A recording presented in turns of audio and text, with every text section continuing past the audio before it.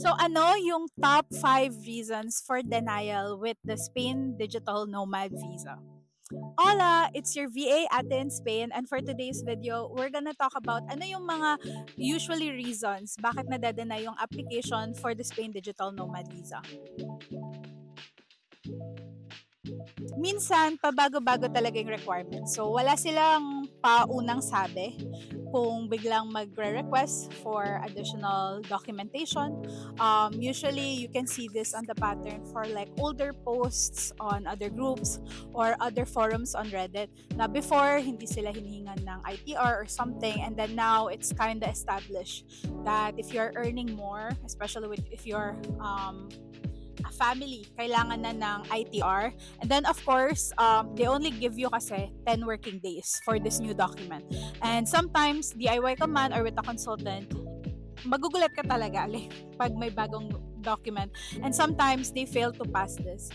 But what you can do is actually just reapply. So, wala namang waiting period for the reapplication. Just try to reapply with the supporting documents na na-request nila the first time.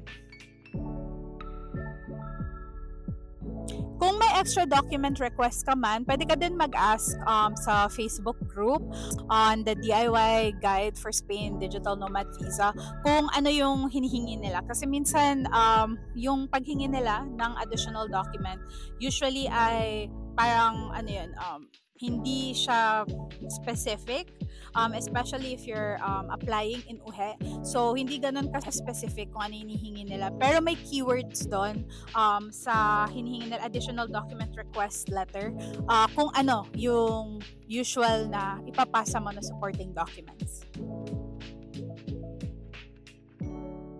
And then, of course, number 2 is if kulang yung papers mo. So, like I said, on the consultation calls, meron talagang mga documents na it's a non-negotiable. So, if you don't have contracts, don't have proper COEs, you don't have proper certificate of good standing or certificate of registration from your company, it kind of shows kasi na medyo unstable yung job mo or unstable yung freelancing business mo as a self-employed person. So yun, minsan madadanay ka with that. And of course, this is why I always advise na kailangan kompleto yung requirements mo before ka mag-apply because it's also not great pag kulang-kulang kasi once they discover the weak spots, everything unravels, diba? So they ask for more and more additional documents.